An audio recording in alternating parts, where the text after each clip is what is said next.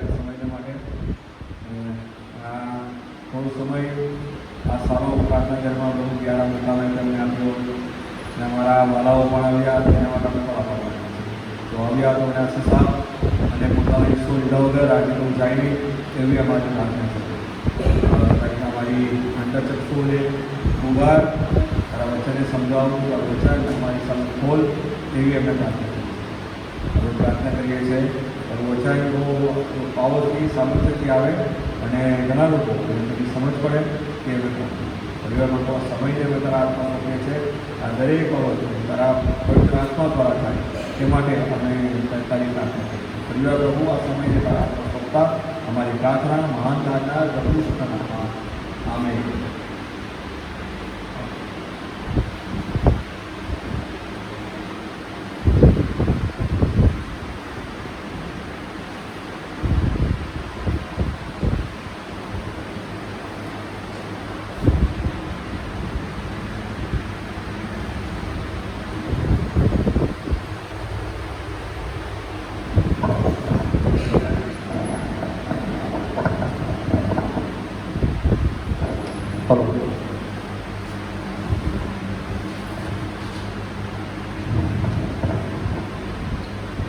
પ્રભુના વચનમાંથી જોવાના છે થોડોક સમય. જે પ્રમાણે આપણે ગયો વખતે જોયું હતું ત્યાંથી જ થોડો ભાગ આપણા વાંચવાના છે. ન્યાયાધીશનું પુસ્તક તેનો 6ઠ્ઠો અધ્યાય અને તેની 24 થી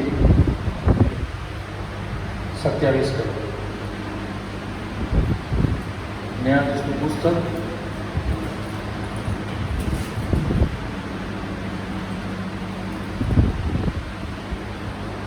તેનો 6ઠ્ઠો અધ્યાય 24મી કલમથી લઈને 27મી કલમ સુધી વારાફરતી વાંચીએ.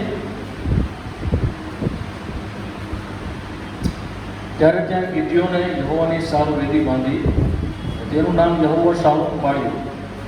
આજ સુધી અબીએઝરીઓના એફ્રોમાં છે.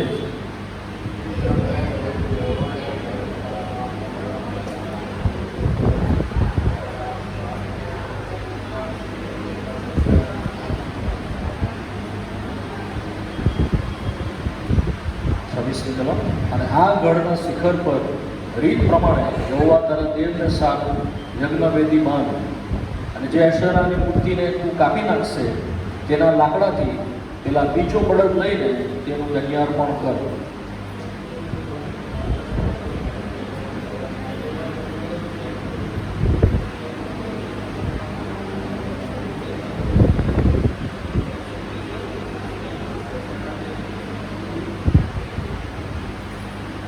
પ્રભુના વચન ઉપર આશીષ આવવાનું પ્રાર્થના કરીએ. પવિત્ર બાપ, તમારી સ્તુતિ હો. આ થોડો સમય તમારા વચનની આસપાસ રહેવા માટે તમે અમને ભેગા કર્યા. શાલોમ પ્રાર્થના ઘર તમારા તરફથી તમે આપ્યું છે, એમાં થોડાક વાલાઓને તમે લાવ્યા છો. અમે આભાર માની તમારી સ્તુતિ કરીએ છીએ. હજુ પણ જેઓ માર્ગમાં છે અને આવવા ચાહે છે તો શત્રુનો અવરોધ અને કૃપા કરીને તમે દૂર કરો. સમયસર આવવા માટે તેઓને અનુગ્રહ આપો, ઈચ્છા આપો, એ તમારી પ્રાર્થના છે. થોડોક સમય તમારા વચનમાંથી જ્યારે જોઈએ, કૃપા કરીને તેમાંથી જે અજવાળું છે, તેમાંથી જે પ્રકાશ છે તે તમે અમારા સુધી પહોંચાડો. અમારી પાસે પિતા આપવા માટે કંઈ પણ નથી. જો તમે અમારી સાથે ન બોલો તો પ્રભુ અમે ખાલી આવીશું અને ખાલી જતા રહીશું. કૃપા કરીને અમે તમારી પાસેથી તમારો અવાજ સાંભળીએ, તમારી ઈચ્છાને જાણીએ, તમારા વચનમાં અમારા માટે જે રખાયેલું છે તેને જાણીએ, સમજીએ. માટે પ્રભુ આજ સાંજે અમારા અંતરચક્ષુને તમે ખોલો એવી બહુ નમ્રતાથી પ્રાર્થના કરીએ છીએ. અવરોધના જે કંઈ કારણ હોય કૃપા કરીને તમે તેને દૂર કરો. સત્તાની સર્વ દેખી અનદેખી શક્તિઓને પ્રભુ અમે ઈસુ ખ્રિસ્તના નામથી બાંધી દઈએ છીએ. અને ગુરુવાર ઘરની ઉપર તમારા આખરે પાછા દિવાલ ઉપર તમારા મૂલ્યવાન રક્તનો છંટકાવ માંગીએ છીએ. અમારી મધ્ય તમે તમારી પ્રભુતા, તમારું યશીઓ મળી અને તમારું રાજપદ પ્રભુપદ પ્રભુ અમે સ્વીકારીએ છીએ. અમારી મધ્ય તમે સિંહાસન આરૂઢ થાવ એવું તમારી પ્રાર્થના છે. આખી જગ્યાને તમે તમારી હાજરીથી ભરો. તમારા આત્માના અધિકાર નીચે, પુરુષની નીચે સર્વ બાબતો માલુમ પડે એવું કૃપા કરીને અનુગ્રહ તમે થવા દો. પવિત્ર બાપ, અમારી ખાસ પ્રાર્થના છે જ્યારે વચન અપાય ત્યારે બહુ સરળતાથી, સહજતાથી સમજાવો અને સ્વીકાર કરીને તમને અધીન થવા માટે થોડું મન આપો એ પ્રભુ માનવીય બુદ્ધિથી સમજાવી શકવાના માટે અમે સમર્થ નથી. અમારી પ્રાર્થના છે તમારા આત્મા આ તમારા મૂલ્યવાન વચનો જે ઊંડા અને ગહેરા છે એને બહુ સરળતાથી અમારા બાળકોને સુધી સમજાવાય. તો પ્રભુ તમારા પર આધાર રાખીએ, તમારી તરફ સંપૂર્ણ પડે જોઈએ છે. કૃપા કરીને તમે અમારી પ્રત્યે સેવા કરો એવી પ્રભુ મારી બધી પ્રાર્થના મારી વિનંતી છે. તમારા અધિકારી નીચે પોતાને લાવતા પ્રાર્થના સુધી પ્રભુ શ્રી કૃષ્ણના મોટા પ્રિયવાના નામમાં પ્રભુ સેવા. તમારામાંથી ઘણા બધા પ્રથમ રવિવારે અમારી મધ્યમાં હતા અને બીજા કદાચ નવા હો તો અમે આની ઉપર વચન 2 રવિવાર પહેલાં આપી ચૂક્યા છે. પ્રાર્થના ઘરના સંદર્ભમાં શાંતિનું જે ઘર છે શાલોમ, તેનું જે શા માટે આ શાલોમ રાખવામાં આવ્યું, આ પ્રાર્થના ઘરનું નામ તેના ઉપર સૂચક રીતે આ વચનમાં મૂકવામાં આવ્યું છે. ગિદ્યોનની સાથે પ્રભુએ વાત કરી અને ગિદ્યોનને પ્રભુએ કહ્યું કે તું બીમાં તું મરીશ નહીં. 23મી કલમ પ્રમાણે શાંતિથી તને શાંતિ થાવ. અને ગિદ્યોને આ જગ્યાનું નામ શાલોમ, યહોવા શાલોમ એવું પાડ્યું, યહોવાની શાંતિ. એની ઉપર અમે ગયા વખતે બધું બહુ વિગતવાર જોઈ ગયા છે. થોડુંક તમારી સાથે રિપીટેશન તો નહીં કરીએ પણ થોડીક વાત વહેંચી દઈએ કે શાંતિને લગતી જે બાબતો છે જે માણસની પાસે છે નહીં, માણસ શાંતિની બાબતો સમજતો નથી, માણસથી જે ગુપ્ત રખાયેલી છે, માણસને ખબર નથી કે શાંતિ શું છે, શાંતિ ક્યાંથી મળે છે, શાંતિ કેવી રીતે પ્રાપ્ત થાય. આખું જગતમાં કેઓસ છે, આખી જગતની અંદર દુઃખ છે, આખી જગતની અંદર વિટપણા પ્રશ્નો છે. એક સમસ્યા સોલ્વ થાય તેનું નિરાકરણ થાય તો બીજી સમસ્યા ઊભી હોય. રોજે રોજનું દુઃખ માણસના માથે હોય છે અને માણસની પાસે કોઈ પણ શાંતિ નથી. દેવના વચનની અંદર અમે જે વખતે જોઈ ગયા હતા કે દુષ્ટને કોઈ પણ શાંતિ હોતી નથી. દુષ્ટ એટલે દેવને ભૂલનાર, કે દેવને છોડી દેનાર, દેવની તરફ ધ્યાન હટાવી દેનાર. એ દરેક જે દેવથી દૂર છે તેઓની પાસે શાંતિ નથી. શાંતિને લગતા જે માનાઓ છે તે પણ તે જાણતું નથી. કેવળ દેવ જે છે તે શાંતિ આપે છે. એ પણ ગીતશાસ્ત્ર 29મો અધ્યાય 11મી કલમની અંદર અમે જોઈ ગયા હતા કે દેવ કે જે શાંતિ આપનાર છે, શાંતિનો આશીર્વાદ આપનાર જે છે તે દેવ છે. પહેલું કોરિન્થીયર 15મા અધ્યાયની 13મી કલમ, તેના 16મા અધ્યાયની 20મી કલમ અંદર આપણે વાંચીએ છીએ કે શાંતિદાતા દેવ તમને શાંતિ આપે છે. તો શાંતિનું આપનાર પણ તે દેવ પૂજે છે. પણ તે કેવી રીતે માણસે શાંતિ આપે, શાંતિ માણસ સુધી કેવી રીતે પહોંચે? કારણ કે દેવ અને માણસની વચ્ચે કોઈ સમાધાન છે નહીં, દેવ અને માણસની વચ્ચે કોઈ સીધો સંબંધ છે નહીં પાપના કારણે. માટે જે દેવની શાંતિ છે, દેવની પાસે જે શાંતિ છે તે માણસ સુધી પહોંચી શકે. માટે માણસ પોતાના પ્રયત્નો કરે છે, માણસ દુઃખ વેઠે છે, માણસ ઘણું દાન ધર્મ કરે છે, માણસ યાત્રાઓ કરે છે, જાત્રાઓ પર જાય છે, મંદિરમાં જાય છે, મસ્જિદમાં જાય છે, દેવળમાં જાય છે, અનેક પ્રયત્નો કરે છે કે જેથી કરીને તેને સાચી શાંતિ માણસ મળે. પણ આપણે જાણીએ છીએ કે સાચી શાંતિ માણસને મળતી નથી. માણસ જન્મે છે ત્યારથી લઈને માણસ મરી જાય ત્યાં સુધી તેનું જીવન અશાંત છે અને ખરા અર્થમાં તેને ખરી શાંતિ શું છે તે પણ ખબર નથી. ને આવું દુઃખી માણસ, આવું દેવથી દૂર માણસ, પાપના કારણે દુઃખોથી લડાયેલું, અને પછી ઘણા બધા રેફરન્સ છે કે દુઃખોના માટે તેને સર્જવામાં આવ્યું છે. અયુબના પુસ્તકમાંથી ઘણા બધા વચનો છે. દુઃખોના માટે તેના સવાર થાય ત્યારે દુઃખથી શરૂઆત છે, રાતે સૂઈ જાય પરસેવો પાડીને તે રોટલીઓ ઉપજાવે છે. દુઃખોથી અને પ્રશ્નોથી ભરાયેલું એવું માણસનું જીવન છે. માણસની માન શાંતિ પણ આપણો દયાળુ દેવ, પ્રેમાળ દેવ માણસને શાંતિ મળે માટે તેની સાથે સીધું કરવાના માટે, સમાધાન કરવા માટે તેણે અગીકૂચ કર્યું, તેણે શરૂઆતનું પગલું ભર્યું. જ્યાં સુધી દેવની સાથે માણસનું શાંતિ સમાધાન થતું નથી ત્યાં સુધી જે દેવની શાંતિ છે તે માણસ પ્રાપ્ત કરે. ફરી કહું છું, દેવની સાથે સમાધાન થવું જોઈએ, દેવની સાથે માણસની શાંતિ થવી જોઈએ, તો દેવની જે શાંતિ છે તે માણસને મળે. માટે દેવે પોતે આ પ્રયત્ન કર્યો કે તેણે પોતાના દીકરાને આ જગતમાં મોકલ્યો. આપણે તે સમાજે યશાના પુસ્તકના 9મા અધ્યાયની તેની 6મી કલમ પ્રમાણે તે શાંતિનો સરદાર છે. જોઈ લો, એ કલમ બહુ સરસ છે. યશાયાનું પુસ્તક તેનો 9મો અધ્યાય. યશાયાનું પુસ્તક તેનો 9મો અધ્યાય 6 અને 7 કલમ વાંચો તમારામાંથી કોઈ. યશાયા 9 613 નંબરના જૂના કરારમાં 613 નંબરના પાના ઉપર છે.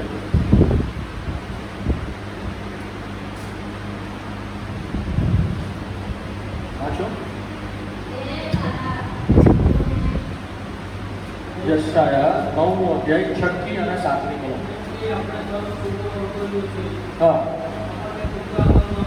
બરાબર. હા,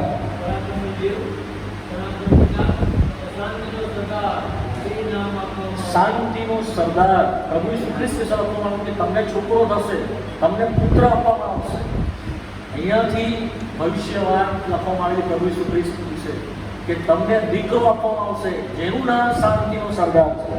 અને તો શું કરશે? 7મી કલમ. દાઉદના રાજ્ય ઉપર ને તેના રાજ્ય ઉપર તેના ઇન્સાફ તથા ન્યાયપણાથી તે સમયથી જે સર્વકાળ સુધી સ્થાપવા તથા દ્રઢ કરવા સારું તેની સત્તાની વૃદ્ધિનો તથા શાંતિનો પાર રહેશે. ઇટરનલ પીસ લખવામાં શાંતિનો પાર રહેશે નહીં. તેના ખાનની ઉપર રાજ્ય અધિકાર આપવામાં આવ્યો ઈસુ ખ્રિસ્તની મારફતે. તમને શાંતિઓ, તમને શાંતિઓ. યશાયા 57 વાંચીએ છે, દૂરના ને શાંતિ અને પાસેના ને શાંતિ. દૂરના જેવો હતા એટલે આપણે વિદેશી, તેઓને શાંતિ. અને પાસેના જેવો હતા કે જે યહૂદી હતા, દેવની નજીકના, તેઓને શાંતિ. આ રહસ્યના ભેદ એફેસીના પત્રના બીજા અધ્યાયની અંદર પાઉલ જે દૂરના હતા તેઓને, પાસેના હતા તેઓને પાસે લાવીને શાંતિ અને સમાધાન કરાવ્યું. આડી ભીત તળે પાડી નાખી, દેવની સાથે તેઓને એક કરી દીધા. એ છે મંડળી. એ છે મંડળી. એ મંડળીની અંદર તેણે શાંતિ મૂકેલી છે. માટે આપણે કોલોસીના પત્રમાં વાંચીએ છીએ, એ શાંતિ પામવા માટે તમે એક દેહ થવાને, એટલે એક શરીર થવાને, એટલે મંડળી થવાને, મંડળીનો ભાગ થવાને તમને ને મને બોલાવી નાખ્યું. પ્રભુ ઈસુ ખ્રિસ્તમાં આપણને શાંતિ મળે છે. એ શાંતિ બની રહે એની મંડળીની અંદર પણ કોઈ વ્યવસ્થા રાખી. આ એક માર્મિક બાબત છે, પણ હું તમારી સાથે થોડી વહેંચી લઉં. તો શાંતિ ઈસુ ખ્રિસ્તમાં તેના શાંતિ આપવા માટે તેણે લોહી લેવડાવવું પડ્યું. દેવની સાથે આપણી શાંતિ થાય માટે લોહી પ્રભુ ઈસુ ખ્રિસ્ત. તેના લોહીમાં આપણને શાંતિ છે. તમને એમ કહી દેવું પડ્યું કે તમને શાંતિ થાવ, શાંતિ થાવ. એ શબ્દ બહુ સરળ તમારા અને મારા માટે છે, બહુ સરળ છે. માટે આપણને તેની મૂલ્યવાન કે એની કિંમત આપણને સમજાતી નથી. પણ એ શબ્દો ઉચ્ચારવા માટે, એ શબ્દો કહેવાના માટે બહુ ભારે કિંમત તેને ચૂકવવી પડી છે. તમને શાંતિ થાવ, તમને શાંતિ થાવ. એ શબ્દ કહેવાના માટે એને બહુ ભારે કિંમત ચૂકવી છે. એ કિંમત પ્રભુ ઈસુ ખ્રિસ્તની છે. તમારા અને મારા માટે એ ઈસુ ખ્રિસ્તને વધસ્તંભ પર આડા લાકડાની ઉપર તેને વિધવાના માટે આપી દીધું, ખાલી થવાના માટે આપી દીધું.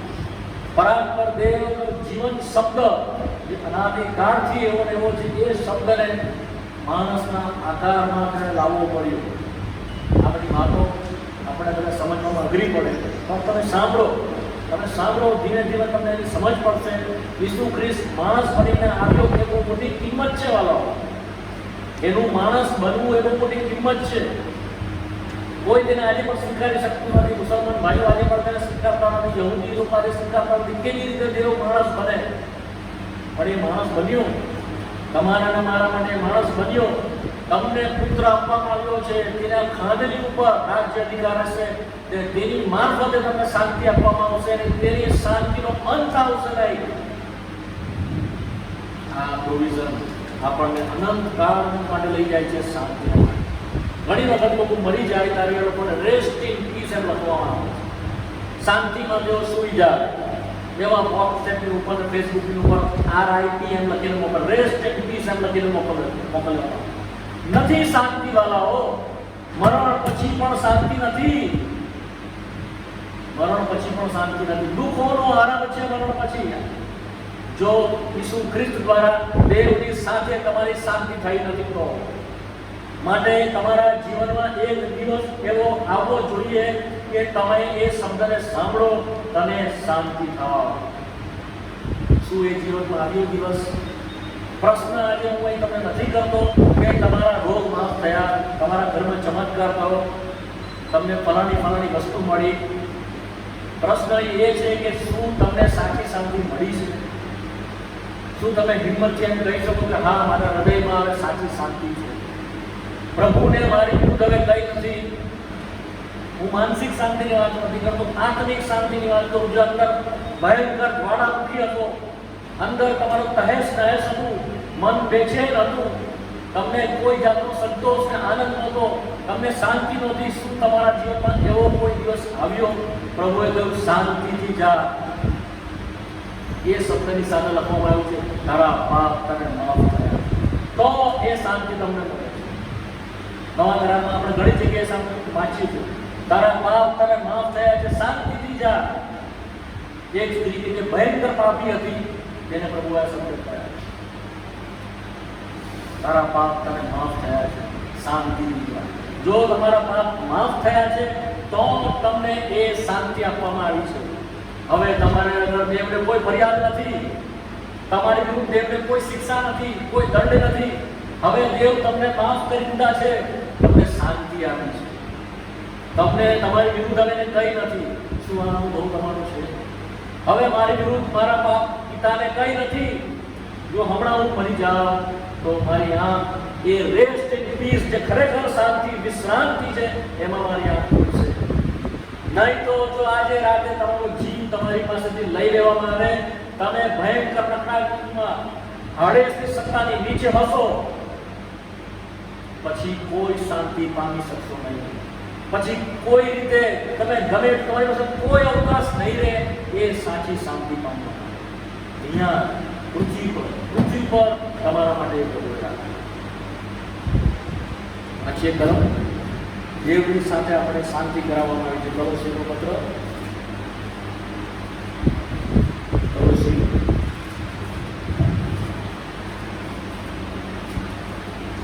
બીજો અધ્યાય, આ પહેલો અધ્યાય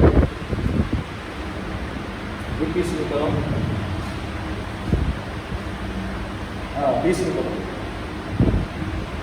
વાંચો કલોસીનું પત્ર પહેલો અધ્યાય 20મી કલમ.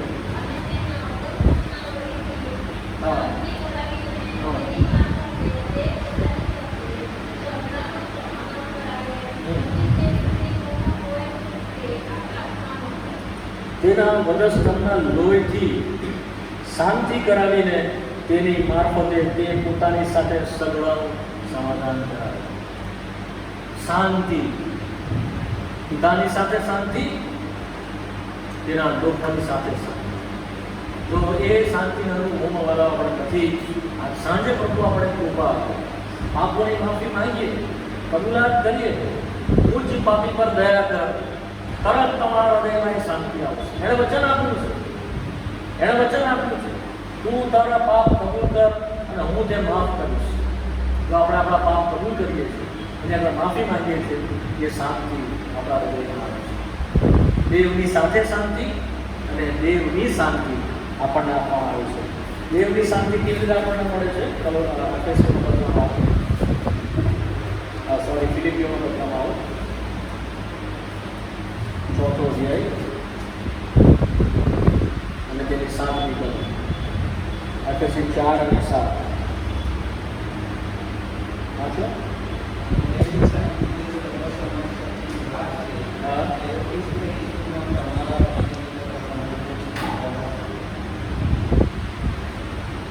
દેવની શાંતિ જે સર્વ સમજશક્તિની બહાર છે, માણસ તે સમજી શકતો નથી, વર્ણવી શકાતું નથી. જેમ આપણે હવાને જોતા નથી, જોઈ શકતા નથી, ઘણી બધી વસ્તુની આપણને સુગંધ આવે છે પણ આપણે એને જોઈ શકતા નથી, તેવી રીતે જે દેવની શાંતિ છે જે સર્વ સમજશક્તિની બહાર છે, માનવીય જ્ઞાનથી તેને સમજાવી શકતા નથી પણ આપણે એને અનુભવી શકીએ છીએ. મનમાં આપણે અનુભવી શકીએ છીએ. તે શું કરે છે? ખ્રિસ્ત ઈસુમાં તમારા હૃદયોને તથા મનોને સંભાળતા છે.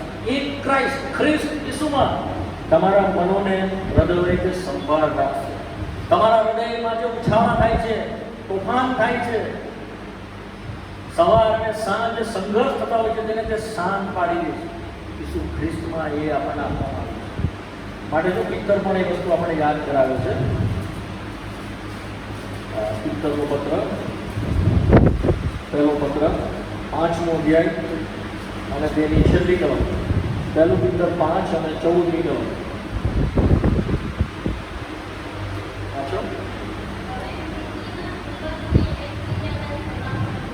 હા, પછી ખ્રિસ્ત ઈસુમાંના ઇન ક્રાઇસ્ટ તમે સર્વને શાંતિ થાઓ. આ આશીષ જે આપવામાં આવે છે, આ જે પ્રાવધાન છે કે જે પ્રયોજન છે કે પ્રબંધ જે છે તે ઈસુ ખ્રિસ્તમાં છે. ઈસુ ખ્રિસ્તની બહાર આખા જગતની અંદર કશે શાંતિ નથી મળતો. માટે આને શાંતિની સુવાર્તા કહેવામાં આવે છે, જે આપણને સંભળાવવામાં આવે. પ્રેરિતનો કૃત્યો તેના 10મો અધ્યાય એની 8મી કલમ. 36મી કલમ. પ્રેરિતનો કૃત્યો તેનો 10મો અધ્યાય તેની 36મી કલમ. વાંચો. 124 નંબરના પાનામાં નવા કરાવે.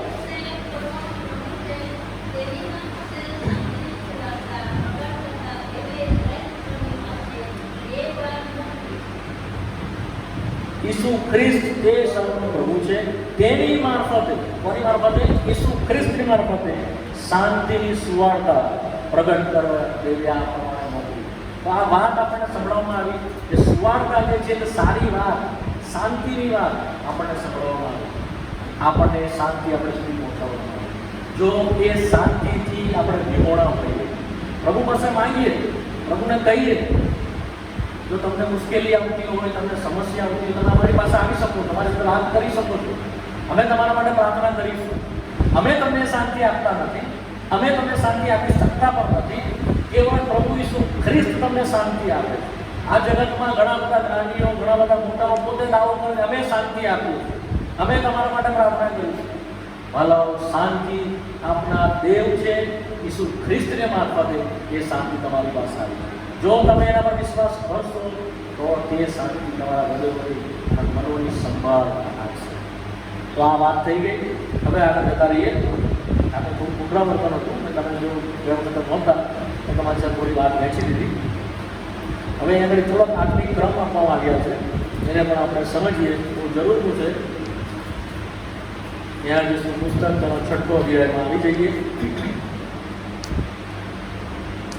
એમાં થોડીક બાબતો છે, હું તમારી સાથે બેસીને તો ડિટેલમાં ઊંડાણથી તો નહીં કહું, પણ થોડું તમારી સાથે બેસવાની મારી ઈચ્છા છે. 25મી કલમથી લઈને 26મી કલમ, 27મી કલમમાં જે આપણે વાંચી ગયા, 3 કલમની અંદર 4 આત્મિક નિયમ આપવામાં આવેલા છે. ન્યાયાધીશના પુસ્તકમાં 6મા અધ્યાયમાં 25મી કલમથી લઈને 26-27મી કલમ સુધીમાં 4 આત્મિક નિયમ આપવામાં આવેલા છે. કેમ આ નિયમ આપ્યા?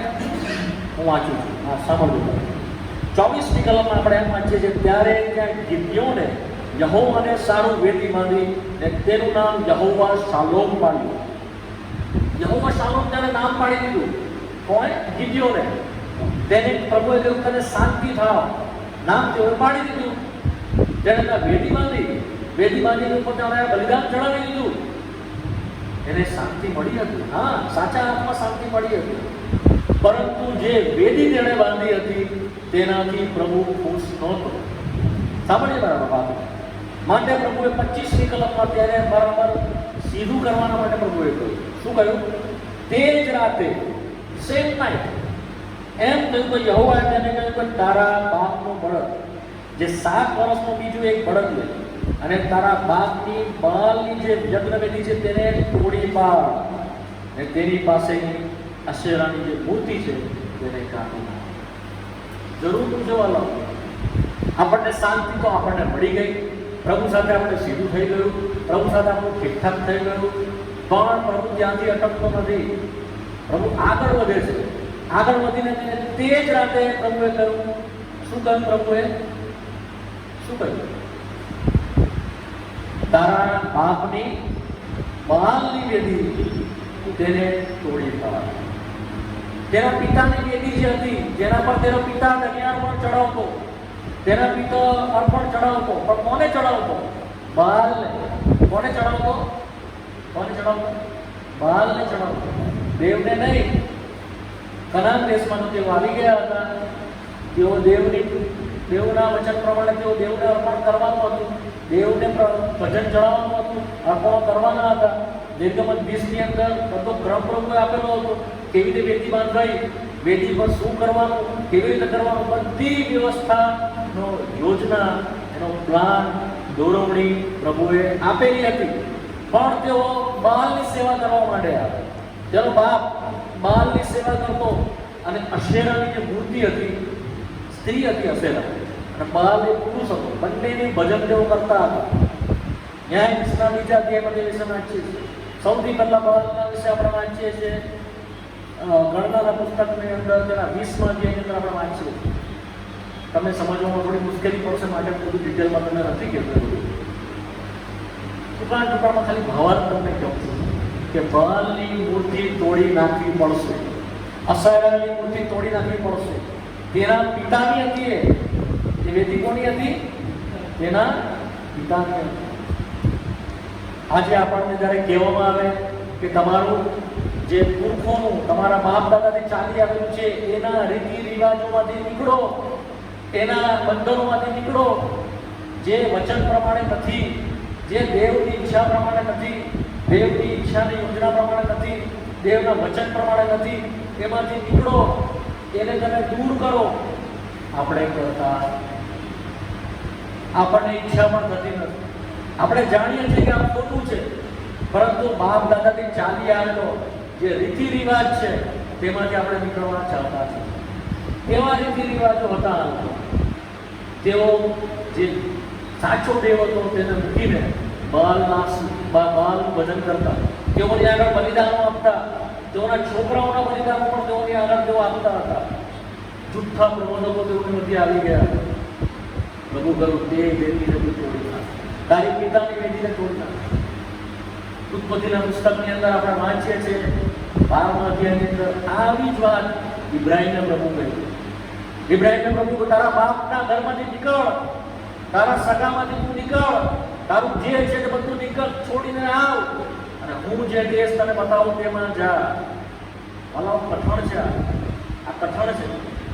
આપણે આપણી જે રીતિ રિવાજોમાં ચાલી આવેલા છે, આપણી માતૃમંડળીમાંથી ચાલી આવેલા છે, આપણા પુરખોના, આપણા વડીલોના જે સંપ્રદાયમાં આપણે ચાલી આવેલા છે, તેમાંથી નીકળવું બહુ કઠણ છે. તેમાંથી છૂટવું બહુ કઠણ છે. આપણે તે છોડવા માંગતા, તે છોડવા માંગતા. ઇબ્રાહીમને પ્રભુએ કહ્યું, જો વાંચે ઉત્પત્તિમાં આવો 12મો અધ્યાય,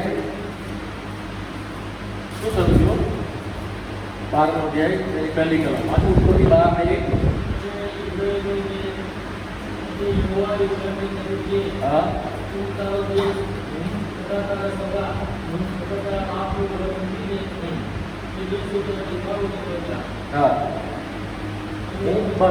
હું દેશ દેખાડું તેમાં જા. તે પહેલા ઇબ્રાહીમ શું કરતો? એના કુટુંબ શું કરતો હતો? જો યહોશુઆમાં આવો, યહોશુઆ 20, યહોશુઆમાં આવો, યહોશુઆનું પુસ્તક 20મો અધ્યાય.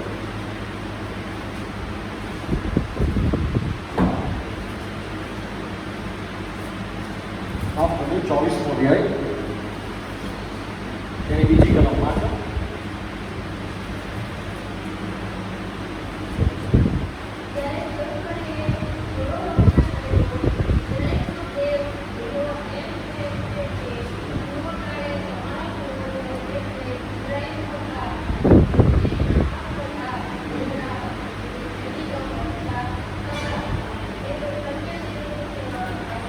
તેઓ અન્ય દેવોની સેવા કરતા હતા. ઇબ્રાહીમનો બાપ નાહોર અને તેરા, તેઓ આખું જે કુટુંબ હતું તેઓ અન્ય દેવોની સેવા કરતા હતા. જ્યાંથી પ્રભુએ તેને બોલાવ્યો વાલા ઇબ્રાહીમ.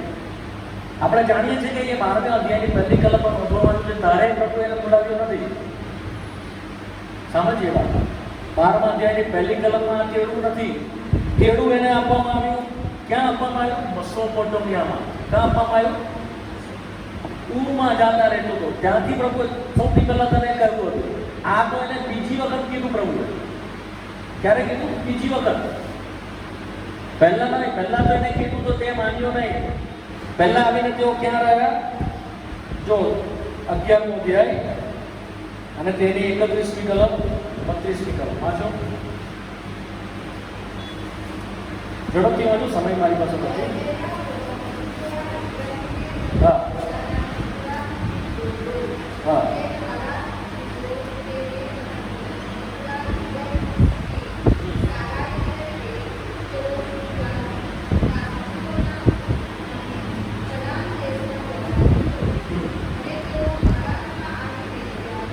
તેઓ કનાન દેશમાં નીકળ્યા, પણ કે છે હરાનમાં આવીને ત્યાં જ વસી ગયા. કનાન દેશ સુધી પહોંચ્યા નહીં, વચ્ચે જ આવીને અટકી ગયા અને હરાનની અંદર તેઓએ તંબુ રાખ્યો અને ત્યાં રહેવા માંડ્યા. વાંચો 32મી કલમ. હા, અને તે હારાનમાં મરી ગયો. કોણ? ઇબ્રાહીમનો બાપ. હવે આવો પ્રેરિતોનું મૃત્યુ તેનો 7મો અધ્યાય. પ્રેરિતોનું મૃત્યુ નવા કરારમાં 122 નંબરના પાના ઉપર, 120 નંબરના પાના ઉપર 7મો અધ્યાય અને તેની બીજી કલમ વાંચો. હા હા બરાબર.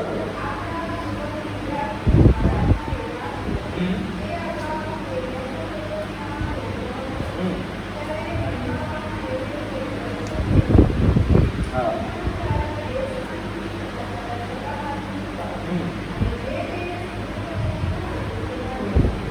હા, ચોથી કલમ.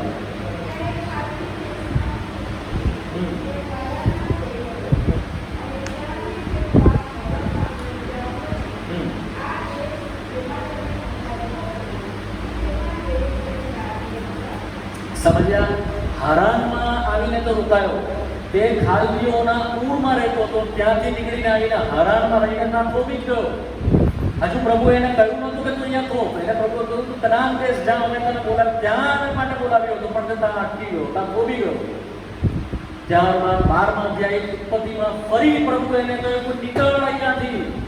તારા બાપને ઘરને તો તે છોડી દીધું, સગાને તો છોડી દીધા, પણ હજુ હારાનમાં આવીને તું તારા બાપ અને તારા બાપનો તારો જે ભાઈ છે તે અને એનો દીકરો લોત એ બધા તમે અહીંથી અહીંયા છો, અહીંયાથી પણ નીકળો. ત્યાં હારાનમાં તેનો બાપ તેરા મરી ગયો. સૌથી પહેલા એનો ભાઈ મરી ગયો પૂરમાં, ત્યારબાદ એના પિતા મરી ગયો. હવે રહી ગયો લોત એકલો. લોતને લઈને તે નીકળ્યો. વાલાઓ, આપણે પણ દેવ આપણને કહે છે નીકળો. આપણે થોડું થોડું નીકળીએ છીએ, અડધું અડધું નીકળીએ છીએ. પૂરી રીતે આપણે બહાર આવતા નથી પ્રભુના માટે. મંડળીનો અર્થ થાય છે કોલ્ડ આઉટ, એટલે બોલાવેલા લોક, બહાર બોલાવેલા લોક.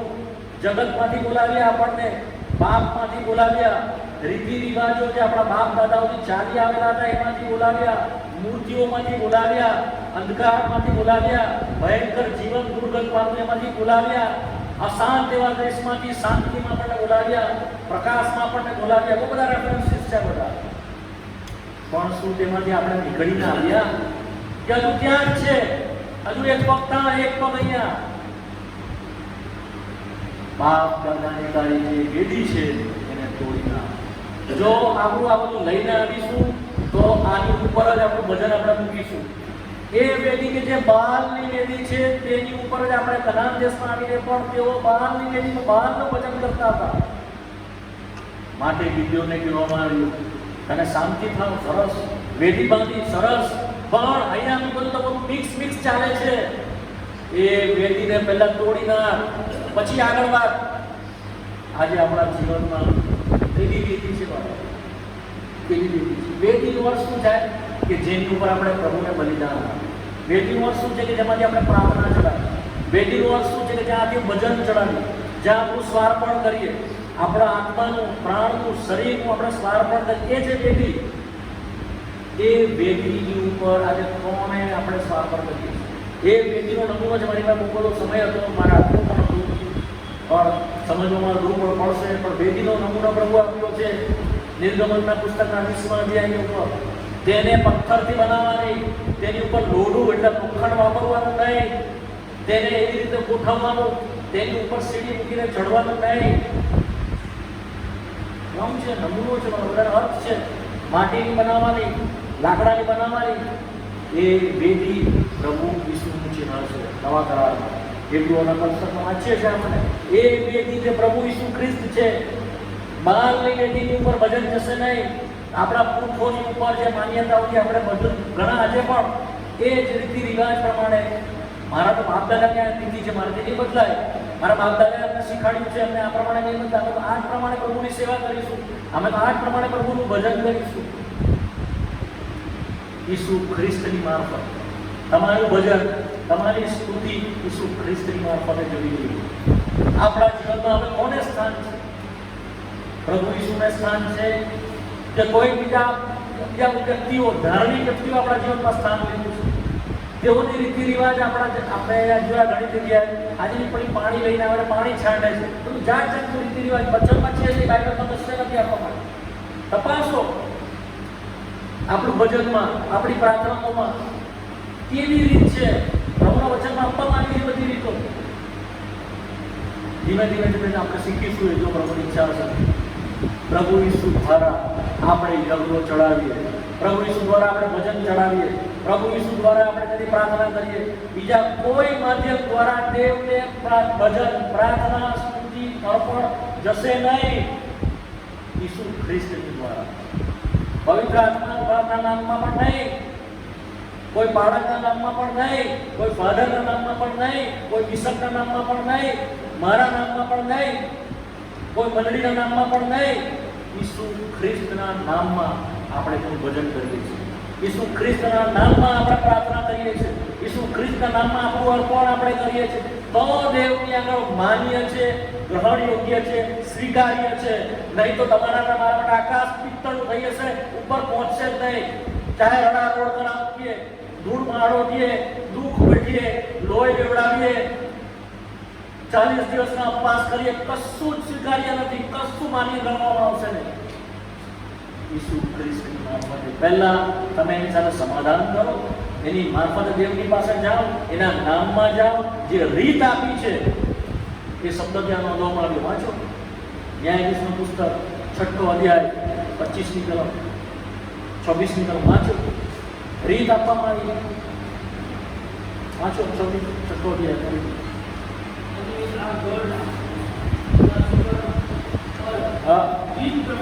રીત પ્રમાણે વાંચો. બીજી વેદી બાદ રીત પ્રમાણે રીત આપવામાં આવી છે. તમારે શોધવી પડશે વલાઓ કેવી રીતે મારે પ્રભુનું ભજન કરવું. રીત આપવામાં આવી છે.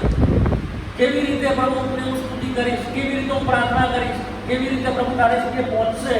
રીત આપવામાં આવી છે. બહારની વેદી પર નહીં.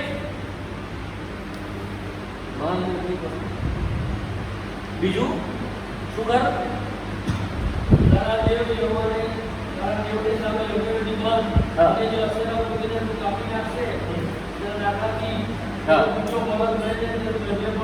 અશેરાની મૂર્તિને કાપી નાખ. આ બીજો આત્મિક નિયમ છે.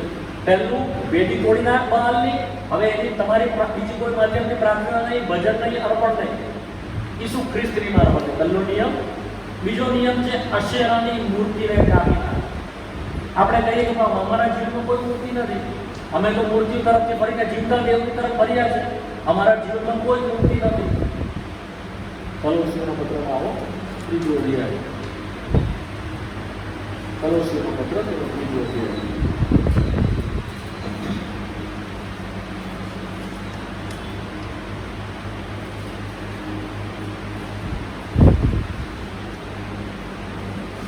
પાંચમી કલમથી વાંચો.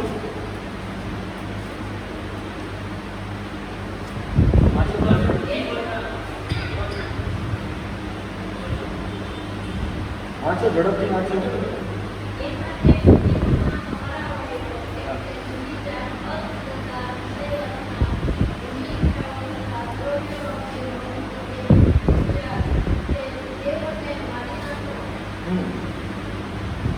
વાંચો આગળ.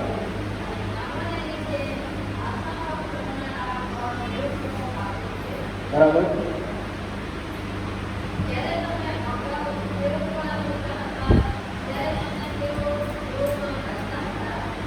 તમે અગાઉ તેઓમાં રહેતા હતા, તે પ્રમાણે તમે ચાલતા પણ હતા. એ શું છે? પૃથ્વી પરના તમારા અવયવો, એટલે વ્યભિચાર, અશુદ્ધતા, વિષય વાસના, ઊંડી ઈચ્છા તથા દ્રવ્યલોભ, જે મૂર્તિ પૂજા છે. મૂર્તિ પૂજા છે આ વિશ્વાસીઓને લખે છે પાઉલ. જેઓને બોલાવવામાં આવેલા તે લોકોને, જેઓ કનાનમાં છે તેઓને માટે લખી છે કે તમારામાં પૃથ્વી પરના તમારા અવયવો છે એને મારી નાખો. અશેરાની મૂર્તિને તું કાપી ના. આ બીજો આત્મિક ક્રમ છે, નિયમ છે. ભલાઓ આપણા જીવનની અંદર આપણને આ બધા જે આપણા પાપો છે તેમાંથી કોણ છોડાવશે? આ પ્રશ્ન છે. આ પ્રશ્ન છે. સાઉથ ગુજરાતની અંદર આજે આટલું બધું કામ છે. સાઉથ ગુજરાતની અંદર વ્યારા, સોનગઢ, તાપી જિલ્લામાં પુષ્કળ લોકો પ્રભુની પાસે આવેલા છે. પ્રભુ ઈસુએ ચમત્કાર કર્યો, પ્રભુ ઈસુએ મને સાજા કરી દીધા, પ્રભુના લોકોની સાથે જોડાઈ ગયા, આવી ગયા. કેટલા આ મૂર્તિઓમાંથી છૂટ્યા છે? તપાસ કરો, પૂછો. કેટલા આ બંધનોની અંદર આજે પણ છે? કારણ શું છે? કે એ જે છોડાવનાર છે સાચા આ બધા બંધનોમાંથી, આ મૂર્તિઓમાંથી, તેની સાચી ઓળખાણમાં હજુ આપણે આવ્યા. આપણે ફક્ત એટલું જ ઓળખીએ પ્રભુ ઈસુ ખ્રિસ્તને કે તે મારા રોગ મટાડે છે, તે મને સાચુંપણું આપે છે, તે મને ફલાણું મને આશીર્વાદો આપે છે, એટલું જ ઓળખીએ છીએ. આ મૂર્તિઓમાંથી આપણને છોડાવે, જે આપણી અંદર છે તેના બંધનમાં આપણે છે તેમાંથી આપણને છોડાવે, તેનું સામર્થ્ય આપણે જાણતા નથી. વ્યભિચાર, ઊંડી ઈચ્છા, એવું વચન કહે છે માણસની હરેક કલ્પના નિરંતર ઊંડી છે. એ માણસ સિવાય બીજું કોઈ જાણતું નથી. માણસ સિવાય કોઈ જાણતું નથી. જૂના કરારની અંદર બહુ બધા નિયમો આપવામાં આવ્યા એનાથી છૂટવા માટે, એકથી પણ છૂટાયું નહીં. 614 આજ્ઞા આપવામાં આવી જૂના કરારમાં, પણ એમાંથી છૂટાયું. પ્રભુ ઈસુ ખ્રિસ્ત આમાં ચૂકી પર આવ્યો. આ તમારી ઈચ્છાઓને લઈ લે, આ ઈચ્છાઓને મારવા માટે તમને સહાય કરે. શેનાથી તોડી નાખ અશેરાની મૂર્તિને? શેનાથી તોડી નાખ? વાંચ્યું ને તમે? નહીં વાંચ્યું? અશેરાની મૂર્તિને કાપી નાખ. શેનાથી કાપી નાખ? લખ્યું થાય ન્યાયાધીશના પુસ્તક 6ઠા અધ્યાય.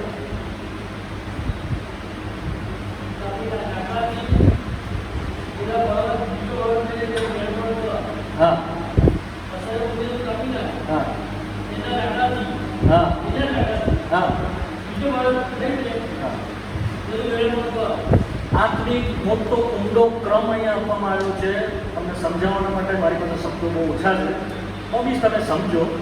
એવું કીધું કે આ અશેરાની મૂર્તિ છે, એક લાકડું લે, એ લાકડાથી અશેરાની મૂર્તિને તું તોડી નાખ, અને એ જ લાકડાને તું ગોઠવ, અને એ લાકડાની ઉપર બીજો બળદ લઈને તેની ઉપર તેનું સ્વાર્પણ કર. આમ નાખી દે. સમજ્યા? જે લાકડાથી અશેરાની મૂર્તિને તું કાપી નાખે, એ જ લાકડાની ઉપર બલિદાન કર. એમ કહ્યું. એ લાકડું ભલાઓ બીજું કઈ નથી, ખ્રિસ્તનું વધસ્તંભ છે. ઈસુ ખ્રિસ્તનો એ વધસ્તંભ દેવળની ઉપર લટકાવવા માટે આપ્યો નથી. એ વધસ્તંભ ગળામાં લટકાઈને ફરવા માટે આપ્યો નથી. એનો મોટો અર્થ છે વાલાઓ. પિત્તરના પત્રમાં કહેવામાં આવ્યું છે કે એ લાકડાની ઉપર, વાડાને ઉપર, લાકડાની ઉપર તેણે ઈસુ ખ્રિસ્તે બલિદાન આપ્યું. એ લાકડાની વાત લખવામાં આવી. જો કલોસીમાં તમે છો તો જોઈ લો બીજો અધ્યાય અને 14ની કલમ ને 15ની કલમ વાંચો.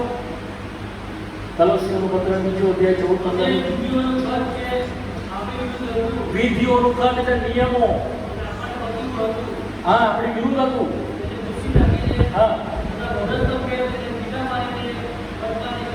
હા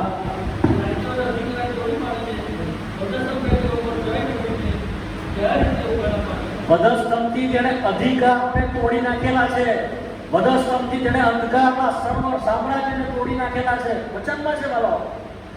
આજે કોઈ એની આગળ પ્રભુ પદમાં નથી. આજે એકલો ધણી અને સ્વામી છે, તેને સર્વનું શિર બનાવવામાં આવેલો છે. જો વાંચો પહેલો અધ્યાય અને 16-17 વાંચો, 19 કલમ વાંચો.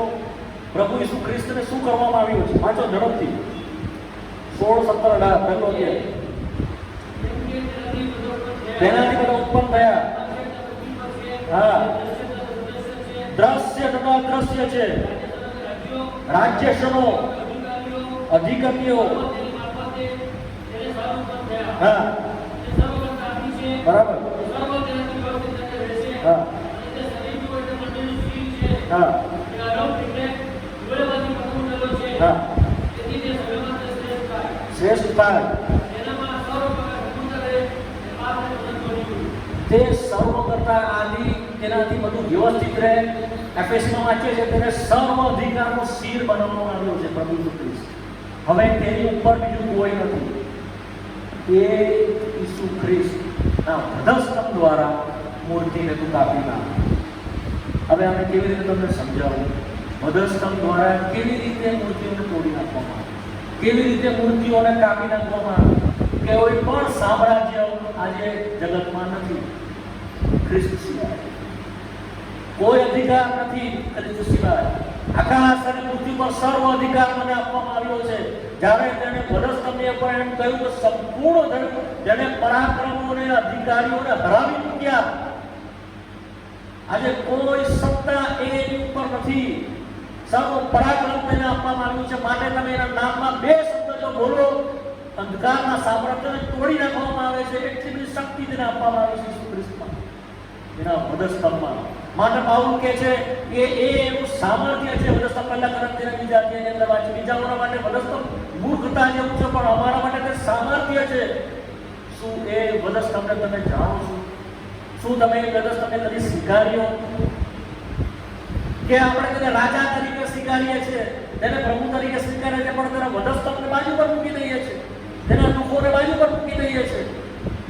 ખ્રિસ્તી માણસનો જીવનનો આરંભ માર્ગ એ દુઃખોમાં થઈને જાય છે, વધસ્તંભમાં થઈને જાય છે.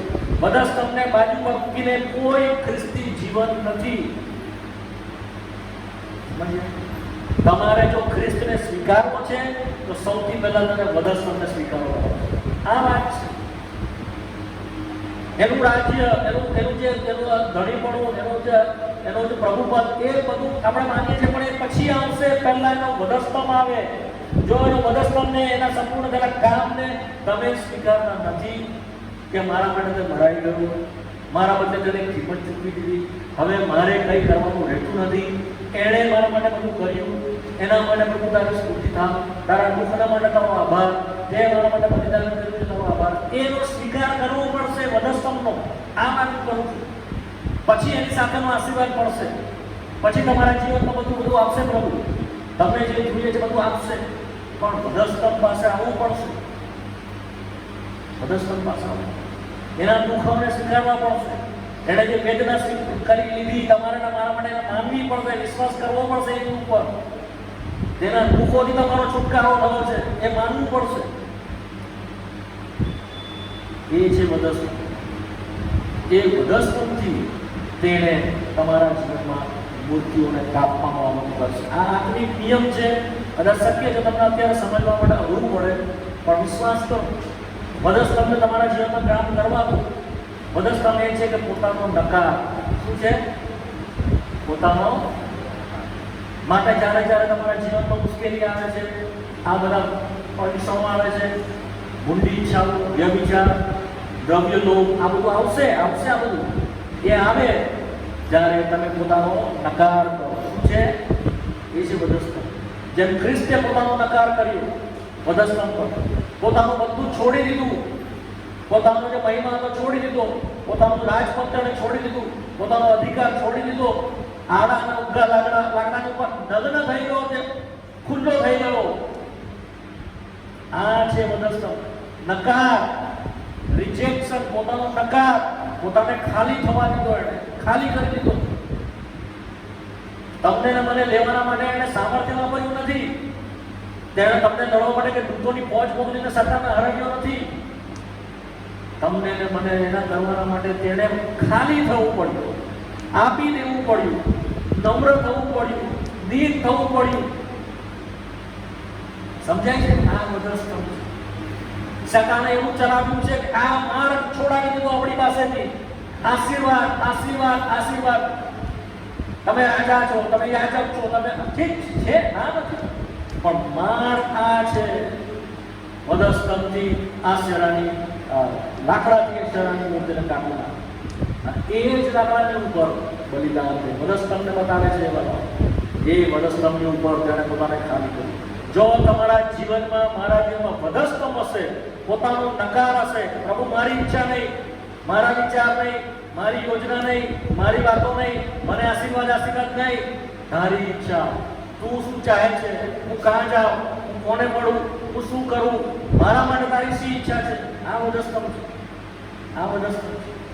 સવારમાં ઉઠતાની સાથે પ્રભુને કહો, પ્રભુ મારી ઈચ્છા નહીં, મારા વિચાર નહીં, મારી યોજના નહીં, મારા બોધશોખ નહીં, મારા નોકરી ધંધા નહીં, તારી વાત પહેલા. આ વધસ્તંભ અશેરાની મૂર્તિને કાપી નાખી. આ ક્રમ છે. જ્યાં સુધી આ બે ક્રમ નહીં થાય, ત્રીજા ક્રમ પર જવાશે નહીં. ત્રીજો ક્રમ કયો છે ત્યાં? પાછો બીજો બળદ. બીજો બળદ. બીજો બળદ કોણ છે? બીજો બળદ ન્યાયાધીશની પુસ્તકમાં 6ઠ્ઠા અધ્યાયની અંદર 25મી કલમ વાંચો.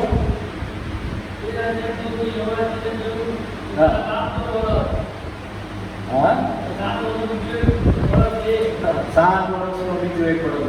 પણ કોનો બળદ? બીજું બી પહેલા નામ શું આવ્યું? તારો કોનો બળદ?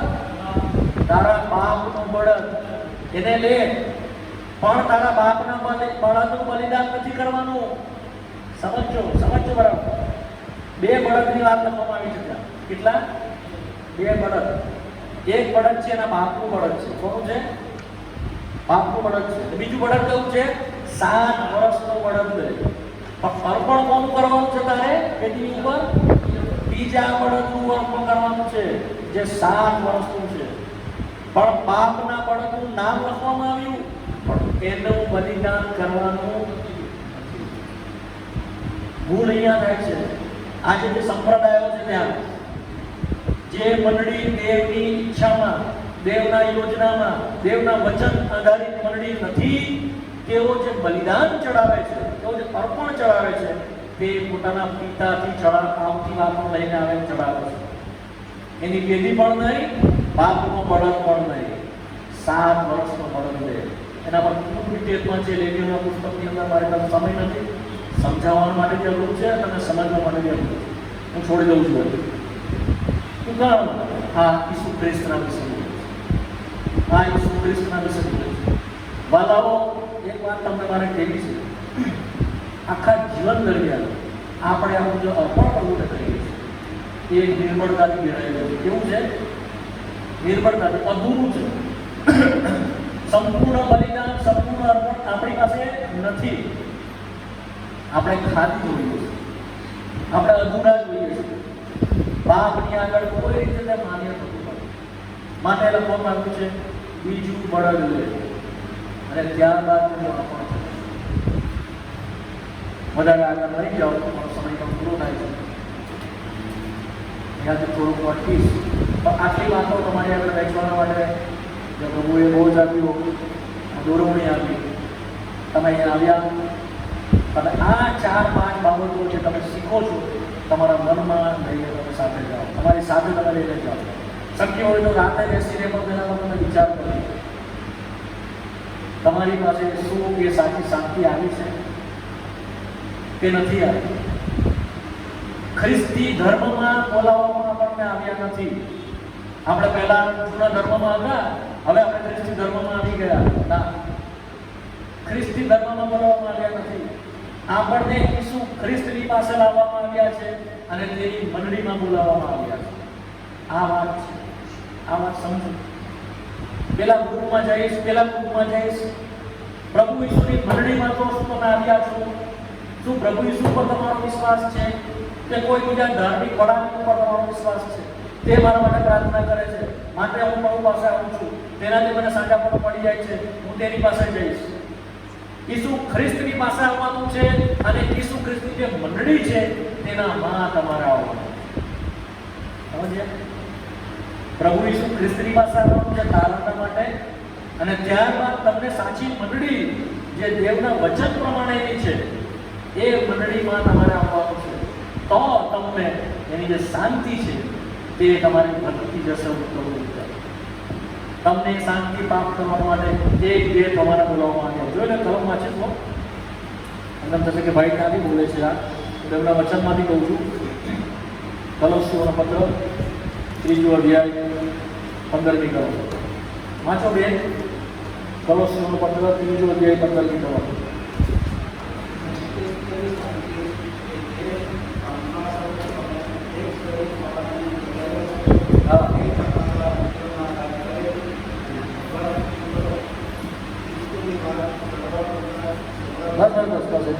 ખ્રિસ્તની શાંતિ જે પામવા સારું તમે એક શરીર થવાને તેડાયેલા છો. એ શરીરમાં એની મંડળીમાં તમારો હોવું જોઈએ, તો એની શાંતિ તમારામાં વધતી જશે, રફતે વધતી જશે. નહીં તો તમે બેચેન જ રહેશો. આજે સાજા થઈ ગયા, કાલે પાછા માંદા પડી જશો, પાછા ઉપવાસ જશો, પરમ દિવસે પાછા માંદા પડી જશો. તમારું આ ચક્ર ચાલ્યા જ કરશે. આત્મિક વૃદ્ધિ નહીં આવે. દેવની જે શાંતિ છે તેમને તમને ખબર જ નહીં પડશે કે ખરેખર શાંતિ શું છે. એ શાંતિમાં તમને બોલાવ્યા છે, એ શાંતિ તમારી વધવી જોઈએ, ઉત્સવ વધવી જોઈએ. એની મંડળીમાં એ પ્રોવિઝન છે, એ મંડળીમાં એ પ્રબંધ છે. સમજ્યા? કઈ મંડળીમાં? જે મંડળી તેણે તેના લોહીથી ખરીદી છે, જે મંડળી તેમના વચન આધારિત છે, જે નવા કરારની મંડળી છે, તે મંડળી. બીજું એટલેથી બસ નથી. પ્રભુએ કહ્યું કે તારા પુરખોના, તારા પૂર્વજોના, તારા જે રીતિ રિવાજ તું કરતો આવ્યો છે એને હવે તોડી નાખ. શું એનું બહુ આપણે છે એ તોડી નાખ્યું છે કે હજુ પણ એમાં જ આપણે ચાલુ છે? કલોસીઓનો પત્ર 2 અધ્યાય 2-4 કલમ છે, વાંચી લો. કલોસીઓનો પત્ર 2 અધ્યાય 16મી કલમ વાંચો, ત્યારબાદ 20મી કલમ વાંચો. 20-21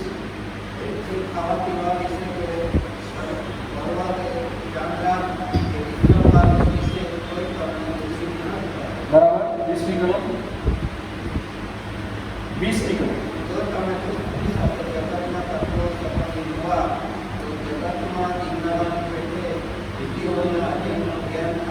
એકવીસમી કલમ.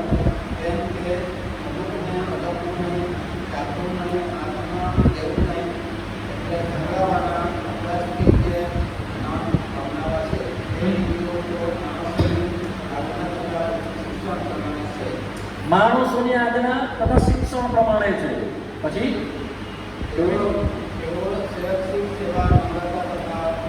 બે પ્રબંધ છે. આભાસ તો છે,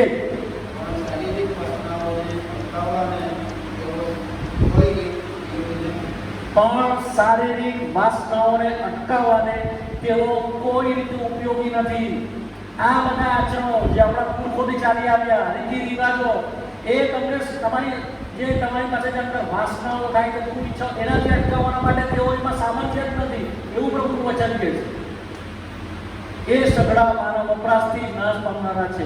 એ વિધિઓ તો માણસની આજ્ઞાઓ તથા શિક્ષણ છે. એ માણસો બનાવ્યું, માણસોને ગજવાના વિચારો છે. ફલાણું કરો, દાન ધર્મ કરો, યાત્રા કરો, હાથ આપણા ધો, ફલાણું એ બધું શારીરિક છે. એ તમને તમારા અંદર જે બધું જે બને છે એનાથી તમને છોડાવશે નહીં. એ રીતિ રિવાજોમાંથી નીકળો, એ તમારા પૂર્વજોના આચરણમાંથી નીકળો. પહેલું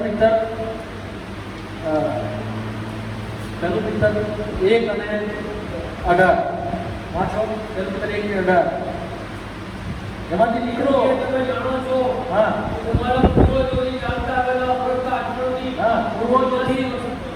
પૂર્વજોથી ચાલી આવેલા અવર્થા આચરણો, એમાં જે કામ કે જેનો અર્થ નથી પણ એ આપણા પૂર્વજોથી ચાલી આવેલા છે, તેનાથી તમારો ઉદ્ધાર થયો નથી, એવું પ્રભુ વચન કહે છે.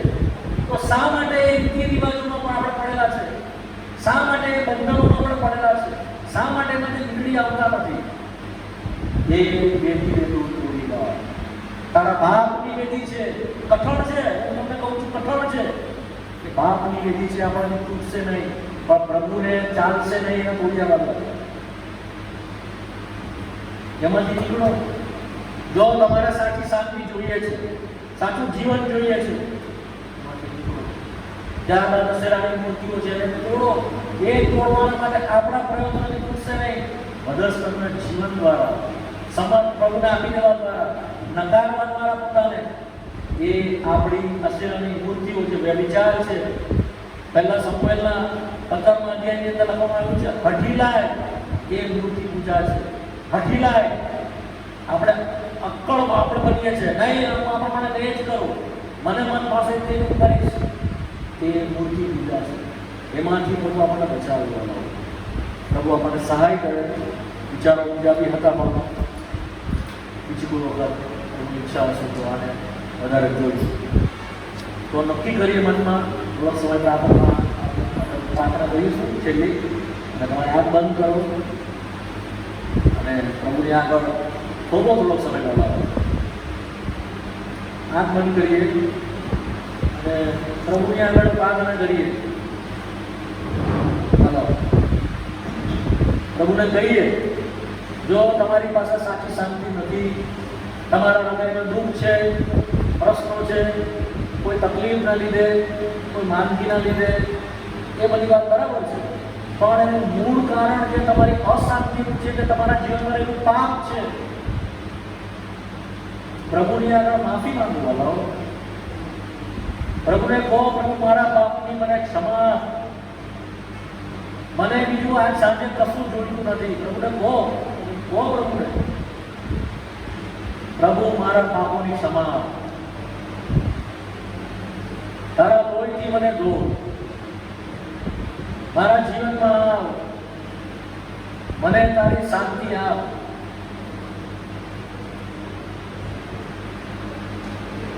હું મારું જીવનનું અર્પણ તને કરું છું. આજ સાંજે પ્રભુને બહુ બનાવવાની છે. તમારા હૃદયમાં હમણાં જ શાંતિ આવશે. જે શાંતિ માણસની સમજ શક્તિની બહાર છે, તે શાંતિ તમારા હૃદયમાં આવશે, હમણાં જ આવશે. અમે તમને આ મળશે, તે મળશે, તમારા રોગ મટી જશે, તમને નોકરી ધંધા મળશે, તે તમને અહીંયા અમે કહેવા માટે ઊભા થયા નથી. તમને પાપની માફી મળે, તમને સાચી શાંતિ મળે, તે કહેવાને અહીંયાથી ઊભા થયા છે. પ્રભુને બહુ વાલો, ખાલી હાથે આવ્યા હશો, ખાલી હાથે પાછા નહીં જાઓ. એ શાંતિ લઈને જાઓ, એ શાંતિ લઈને જાઓ. બીજું, જો આપણા પૂર્વજોના આચરણ પ્રમાણે કર્યા કરીએ છીએ, રીતિ રિવાજો પ્રમાણે કર્યા કરીએ છીએ, ખોટા સપૂનો જોઈએ છે, દુનિયાની રીત રિવાજો પ્રમાણે પ્રભુનું જીવન જીવવા પ્રયત્ન કરીએ છીએ, માફી માંગો પ્રભુની આગળ. પ્રભુની આગળ એ વેદીને તમે તોડી નાખો. પ્રભુને કહો, પ્રભુ હવે તારા વચન પ્રમાણે જે છે તે પ્રમાણે હું પ્રાર્થના કરીશ. પ્રભુને કહો, પ્રભુ તમારા વચનમાં આપેલું છે તે પ્રમાણે અમે તમારું ભજન કરીશું. પ્રભુ તમે જ્યાં કહેશો ત્યાં હું જઈશ. જે મંડળીમાં તમે મને મૂકશો તે મંડળીમાં હું રહીશ. પ્રભુને કહો એ પ્રભુને કહો, એ અશેરાની મૂર્તિ પ્રભુ મારા જીવનમાંથી તમે તોડી નાખો. એ વ્યભિચાર, એ વાસનાઓ, એ જૂઠી ભયંકર ઈચ્છાઓ, ઊંડી ઈચ્છાઓ, એ દ્રવ્ય લોભ, એ પ્રભુ હું તે કરી શકતો નથી, કરી શકતી નથી. પ્રભુ તું તારા મદદના સામર્થ્યથી એ મારામાંથી તું લઈ લે. આજે તમારામાંથી એ પ્રભુ દૂર કરશે. સૌથી મોટું જે સાજાપણું છે, સૌથી મોટું જે છુટકારો છે, તે તમારા પાપના સામર્થ્યથી જે છુટકારો છે, તે પ્રભુ આ સાંજે તમને આપશે. પ્રભુને બહુ અલાવો. પ્રભુને કહો, પ્રભુ તમારા મદદનું જીવન અને મદદનું કામ મારામાં કરો. મને આ પૃથ્વી પરના આશીષો નહીં, પણ તમારા સ્વર્ગીય આશીષો જે અનંતકાળ ટકે છે તે તમે આપો. આજ સાંજે પ્રભુ તમને તમારું પ્રભુની આગળ પોતાનું હૃદયને ખોલો વાલો. સંતાડશો નહીં. કદાચ તમને તક બીજી વાર નહીં મળે વાલો. ભાઈ પ્રિતેશ પ્રાર્થનામાં સહાય કરો.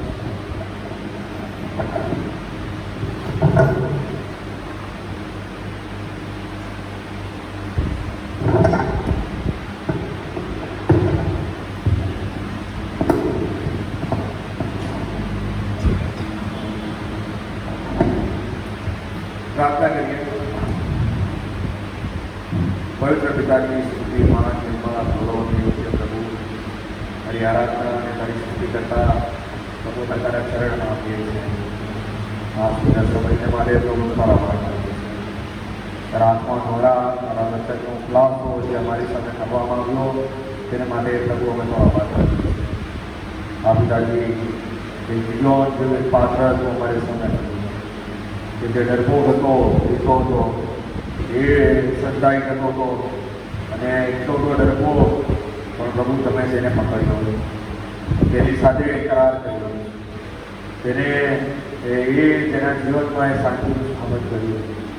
નહીં કોણ એટલું પણ દરેક ક્રમ અને કઈ રીતે એના બાપની એ અસરેથી અને બાળની મૂર્તિને તેને તોડી નાખી અને કઈ રીતે એ બલિદાન તેણે આપ્યો સગળી બાબતોને માટે પ્રભુનો તો આભાર। આ પિતાજી અમે કબૂલીએ છે કે અત્યાર સુધી અમારા બાપ દાદાઓની રીત પ્રમાણે અમે કરતા આવ્યા છે।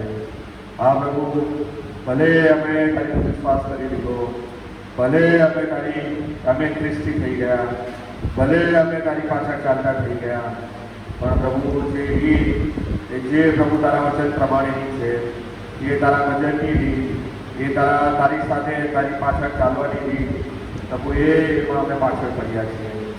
પ્રભુ અમે પ્રાર્થના કરીએ છીએ કે તું પ્રભુ સહાય કર કે જેથી એ દરેક બાપ દાદા સુધી એ અમારા પરંપરાઓ, અમારા રીતિ રિવાજો એ બધું છોડીને પ્રભુ તારા વચનમાં જે સભ્યતા છે, અમારા પ્રભુએ આપેલી રીત જે છે, એ નવા કાળના કાયદાની પ્રમાણેની જે પગડી છે તે ક્રમમાં પ્રભુ અમે આપીએ। આ પ્રભુ તું ક્રમનો, ઓર્ડરનો દેવ છે। તું ઈચ્છે છે કે અમે દરેક બાબતો, દરેક કામ ઓર્ડરમાં કરીએ, દરેક વસ્તુ અમે ઓર્ડરમાં કરીએ। આ પ્રભુ તારા એ બલિદાનને પણ અમે યાદ કર્યું તે અમારા પ્રભુનું એ બલિદાન જેમાં તેણે પોતાને ખાલી કર્યો, તેણે પોતાનો નકાર કર્યો। આ જગતમાં જીવતા પ્રભુ જેમ અમે કલોસીમાં વાંચ્યું તે પ્રમાણે એવા પાપો, વિચારો, દ્રવ્યલોભ, એ વિષય વાસનાઓ, એ દરેક અંગો કે જે પ્રભુ હંમેશા અમને પાછળ પાડે છે, કે હંમેશા અમને ખેંચે છે, કે હંમેશા તારી સાથે તારી એ પવિત્રતામાં જીવનને માટે પ્રભુ અમારા માટે અડચણરૂપ છે। પણ પ્રભુ બી ઈચ્છે છે કે અમારે અવયવોને વધસ્તંભ દ્વારા એ પ્રભુ ખ્રિસ્તના વધસ્તંભ દ્વારા કાપી નાખવામાં આવે અને પ્રભુ જેથી પ્રભુ અમે એ તારા માટે એ કલંક કરાયેલું જીવન, એ પવિત્ર જીવન, એ શુદ્ધ જીવનમાં પ્રભુ અમે આવીએ પ્રભુ એમ પ્રાર્થના કરીએ છીએ પ્રભુ। અને પ્રભુ એ ઉદ્દેશથી પ્રભુ જ્યારે આ વ્યારા મુકામે પ્રભુ આ જે સેવાનો આરંભ થયો છે તેને પ્રભુ તું સંભાળો। આ પિતાજી જે લોકો આવ્યા તેઓને પ્રભુ આ વચ્ચેની વધારે સમજમાં લાવો, જેમની આંખોને તેમના જ્ઞાન ચક્ષુનો ઉઘાડ કરો, તારી સાથે જીવવાને માટે, એ કમિટમેન્ટમાં જીવવાને માટે, એ ડેડિકેશનમાં જીવવાને માટે પ્રભુ સહાય કરે। જે લોકોએ આજે પ્રાર્થના કરી છે તે તરફને આશીષ આપો। જેઓ આવ્યા તેઓને તમે હિસ્સો મળ્યો છે પ્રભુ, તે માટે તમારા વાત પ્રભુ અમે જ્યારે છૂટા થઈએ અમારી સાથે હવે જીવન મળીએ ત્યાં સુધી પ્રભુ અમે દરેકને સંભાળ, દરેક યોજનાઓને તું કાપી નાખ્યું છે। યારા કામ એક બહુ મોટું કામ અમે જોવા માંગીએ છીએ, અમારા પ્રભુનો બહુ મોટો મહિમા અમે ક્યાંક જોવા માંગીએ છીએ। દરેકને પ્રભુ તારા મારા ભાઈને પણ તારી કૃપા આપી વચન આપવાના માટે તારો આભાર માનીએ। પરિવાર પ્રભુ તારા આપવાનો અમારી પ્રાર્થના શું નામમાં અમે